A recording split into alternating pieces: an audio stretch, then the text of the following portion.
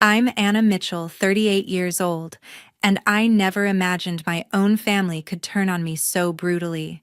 It was Christmas dinner in Lincoln, Nebraska, the table buzzing with holiday chatter. I'd spent hours preparing my hands, still aching from work I'd poured into keeping this family afloat. Then my dad's voice sliced through the noise. "You are just a burden. We want to live without you. Get out right now." The words hit like a slap. My mom sat there giggling, swirling her wine glass, not saying a word. My sister stared at her plate, avoiding my eyes. The guests froze, forks hovering. My chest burned, but I didn't let a tear fall. I stood, grabbed my coat, and walked out into the biting Nebraska night, my steps steady despite the chaos in my heart. I could hear whispers behind me, but I didn't look back. I'd given everything, my dreams, my savings for them, and this was their thanks. Have you ever been betrayed by the ones you love most? Share your story in the comments, tell me where you're watching from, and hit subscribe to see how I turn the tables. The next morning, I pulled into Mark's driveway in Lincoln, my suitcase rattling in the trunk. Mark, my boyfriend, opened the door before I could knock, his eyes soft with concern. "You okay?" he asked, pulling me into a hug. I nodded, but my throat tightened. I hadn't slept, the sting of my dad's words still raw. Inside, his small living room felt like a sanctuary far from that Christmas dinner table. I set my laptop on his kitchen counter, hands trembling, and logged into my bank account. I needed to know where I stood after walking away. The screen loaded and my heart sank. The joint account I shared with my sister, meant for family bills, was down thousands of dollars. I scrolled through the transactions, my pulse racing. There it was, multiple transfers, each labeled Rachel's Boutique Project. My sister had funneled over $10,000 into some failed fashion venture without a word to me. I managed that account, but I'd been too busy paying the family's electric, water, and mortgage bills, nearly $2,000 a month, to check it closely. She'd counted on that. I leaned back, my breath catching. Years ago, I'd poured my heart into my graphic design studio, building it from nothing. Clients loved my work. I was booked months out. But when my dad's medical bills piled up and my sister's freelance gigs dried up, I sold the studio to keep the family afloat. I paid for everything, their heat, their water, even the roof over their heads, while they treated me like an ATM.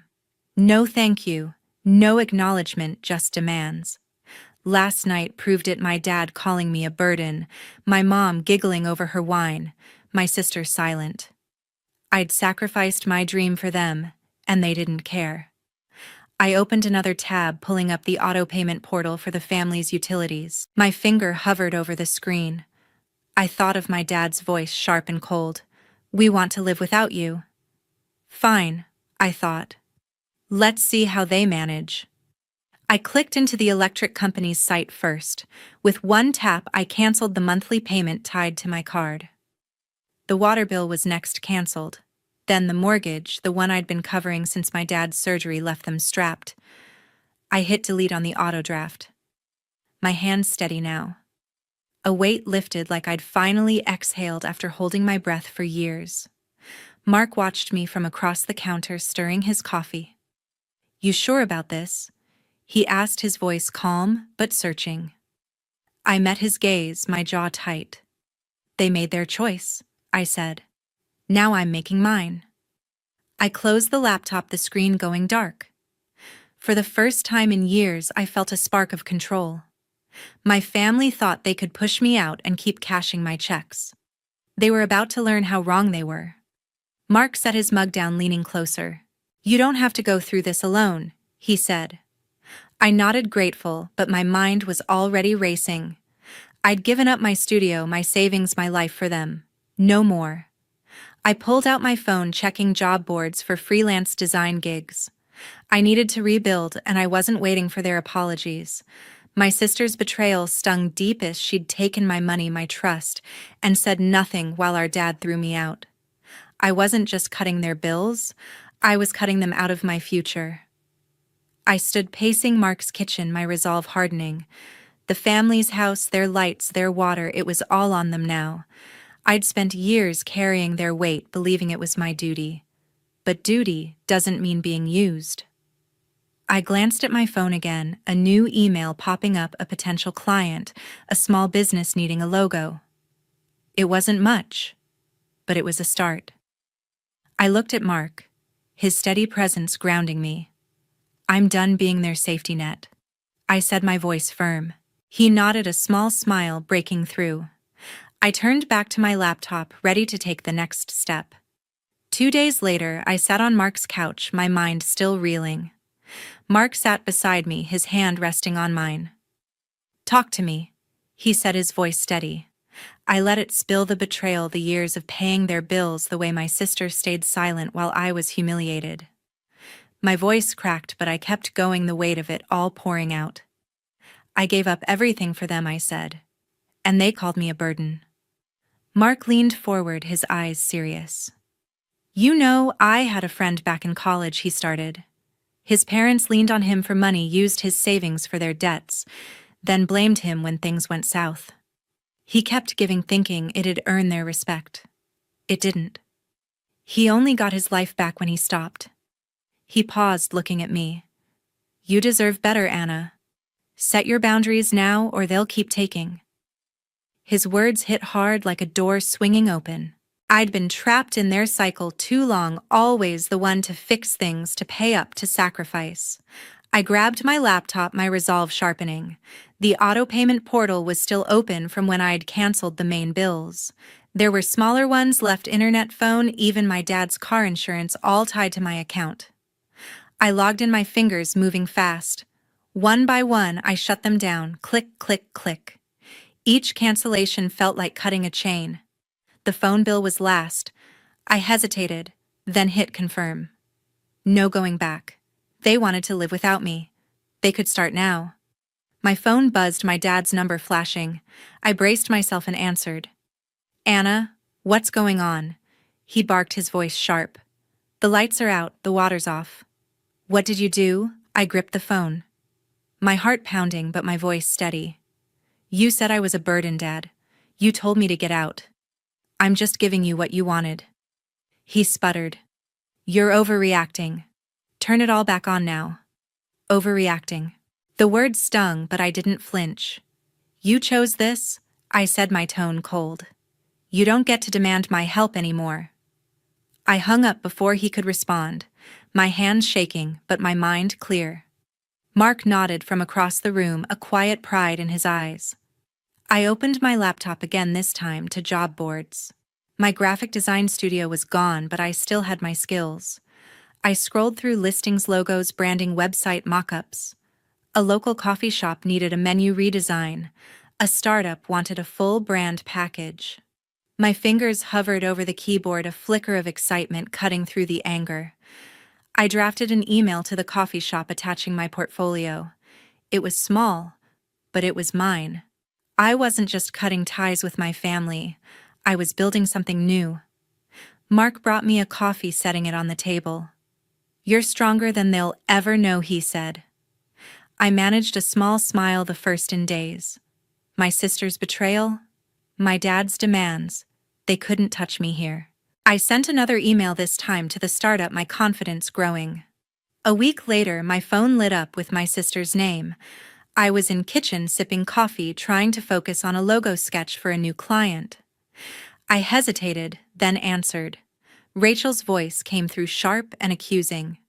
"You're so selfish, Anna," she spat. "You cut us off without a word. Do you know what you're doing to Mom and Dad?" I clenched my jaw. Her words sparking anger.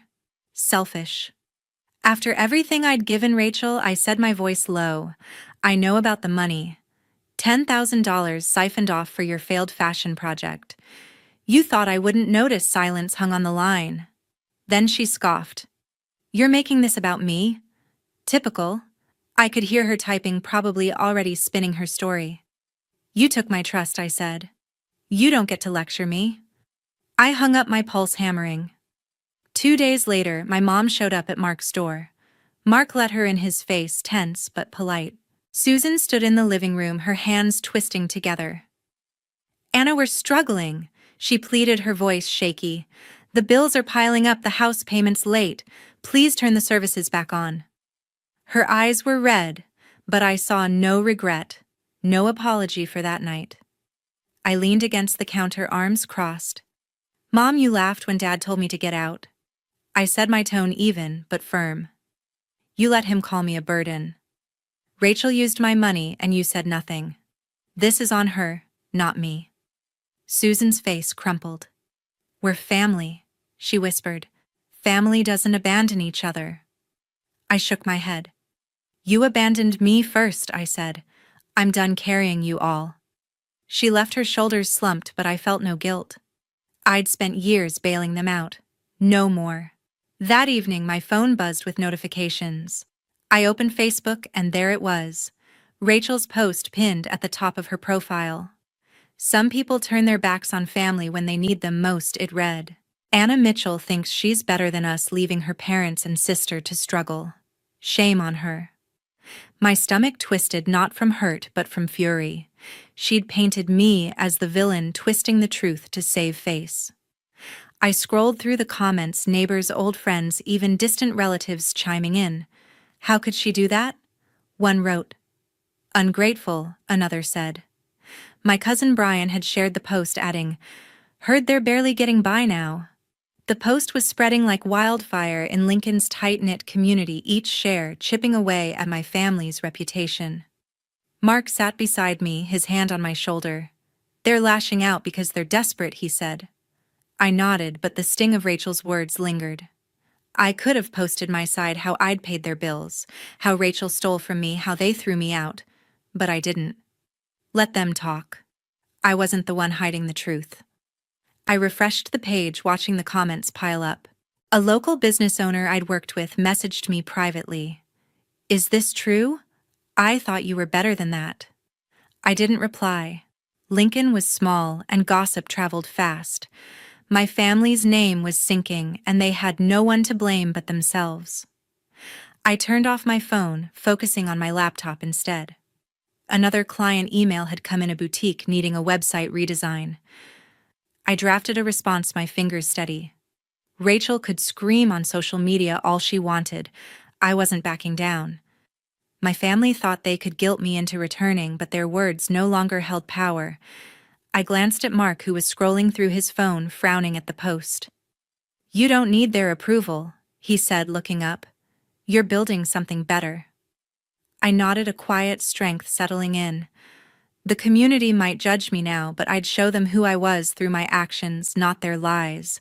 3 weeks later, my family's world was crumbling. Word reached me through a mutual friend their house in Lincoln had gone dark. No electricity, no running water. A foreclosure notice was taped to their front door, the bank's red ink screaming unpaid debts. My sister's so-called boutique project had collapsed entirely, costing her a major design contract with a local retailer. She couldn't pay the rent on her office space, and they'd locked her out. My dad, desperate, had taken up odd repair jobs, fixing leaky faucets, patching drywall, but the pay was barely enough for groceries, let alone saving their home. I heard it all secondhand, and each detail tightened a knot in my chest.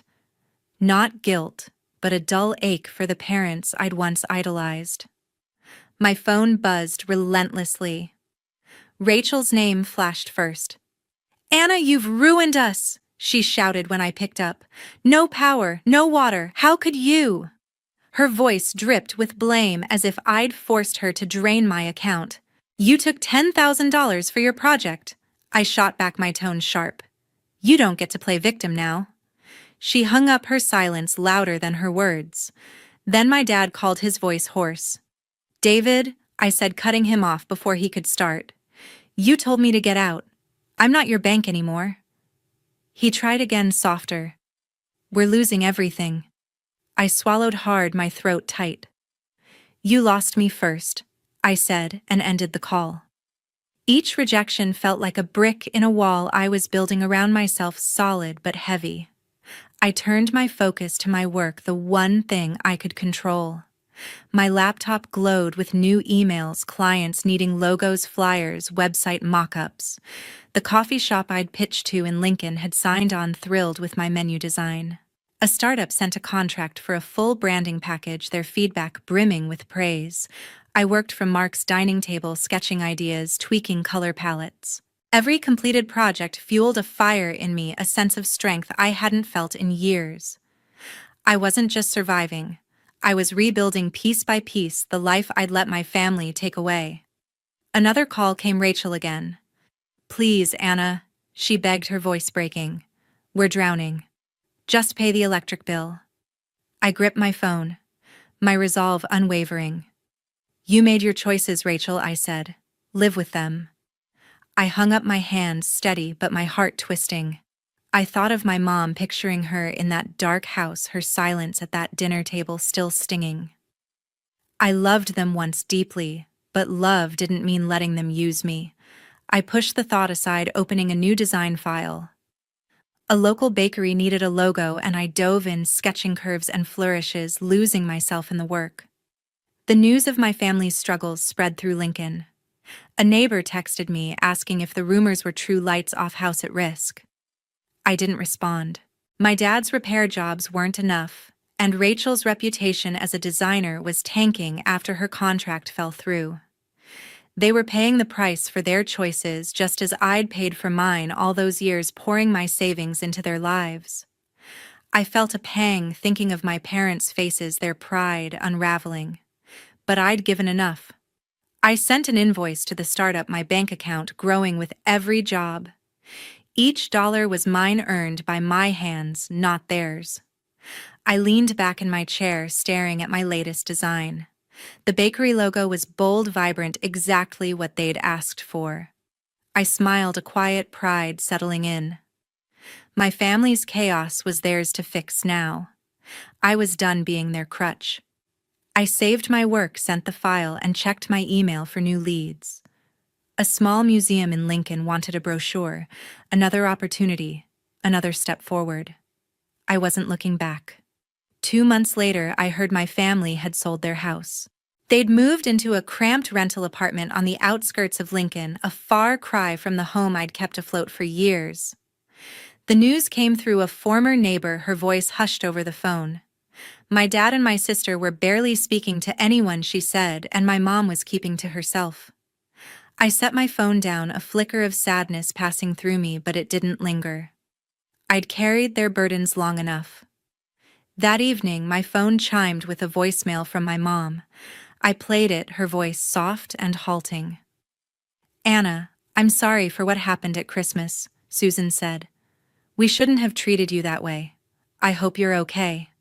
No mention of fixing things, no acknowledgement of the years I'd sacrificed, just words empty and late. I deleted the message without replying, my heart steady. I'd spent too long waiting for apologies that changed nothing. My focus was elsewhere now, on myself, on my future. I'd been pouring my energy into rebuilding my career. After weeks of freelance gigs, I took a leap and rented a small office space downtown, a corner unit with enough room for a desk and my design tools. I named it Mitchell Design Studio, a nod to the dream I'd lost years ago. The first day I walked in, keys jangling in my hand, I felt a rush of pride. This was mine, no one could take it away. I set up my laptop, hung a few sample prints on the walls, and got to work. A local bookstore had hired me for a branding overhaul, logo, signage, even a website. Their owner emailed excited about my initial drafts. Another client, a Lincoln gym, wanted posters and social media graphics. My inbox was buzzing, each project a step toward something bigger. Mark was there every step of the way. He helped me move my equipment into the office, lugging monitors and boxes up the stairs. "This place is perfect," he said, wiping sweat from his brow. I smiled, grateful for his unwavering support. We'd grown closer these past months, our bond deepening through late-night talks and shared meals. One evening, as we grabbed coffee at a cafe near my new office, he reached for my hand. "You're unstoppable," he said, his eyes warm. I squeezed his hand back, feeling a spark of joy I hadn't known in years.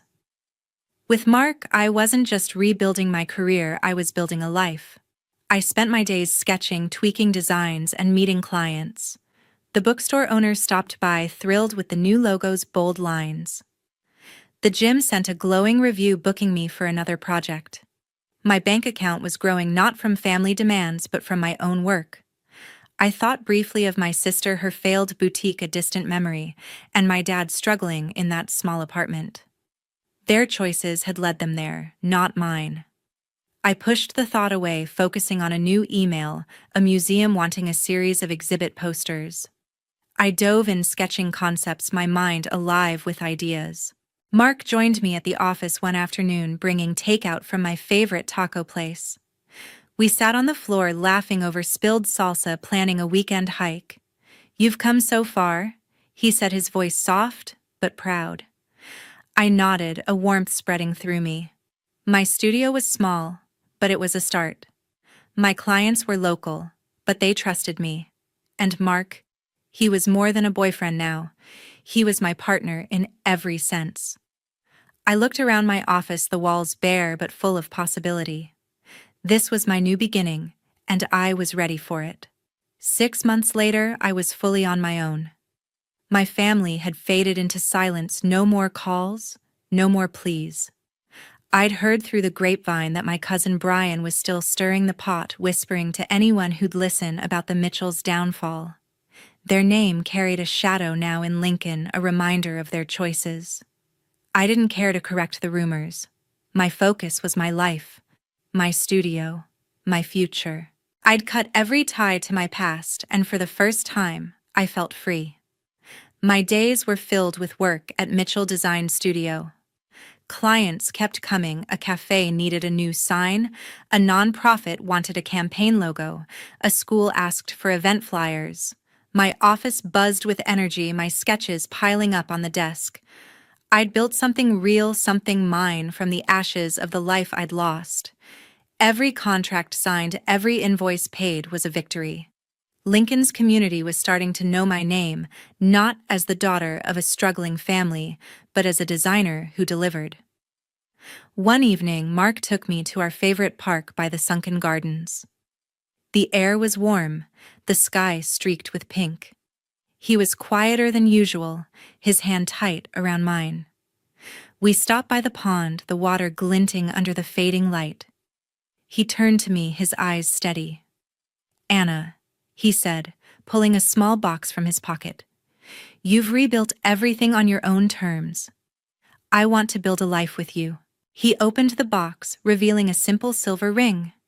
My breath caught, not from surprise, but from the weight of his words. I nodded, tears prickling my eyes. "Yes," I whispered.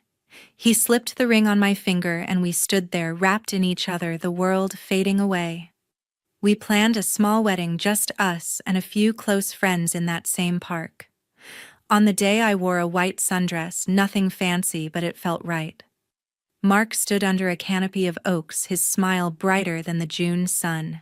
We exchanged vows, promising to support each other, to build a life of trust. The ceremony was short, the reception just a picnic with music and laughter. I looked around at the faces, friends who'd cheered my journey, who saw me for who I was. My family wasn't there, and I didn't miss them. This was my new beginning, surrounded by people who valued me. Later, as we danced under string lights, I thought about the road I'd traveled. I'd given everything to a family who took me for granted, who called me a burden when I stopped giving. Walking away was the hardest thing I'd ever done, but it taught me something vital: you have to set boundaries to protect yourself. I learned to stand up, to say no, to choose people who lift you up instead of dragging you down. Mark was that person for me, steady and kind, never asking me to be less than I was. My studio, my clients, my life, they were proof I could rebuild without their weight. I want to leave you with this: family doesn't mean obligation. It's okay to walk away from those who hurt you, to build a life with people who see your worth. I did it, and I'm stronger for it. If you've faced family conflict, how did you find your way through? Share your story in the comments. I'd love to hear how you reclaimed your life.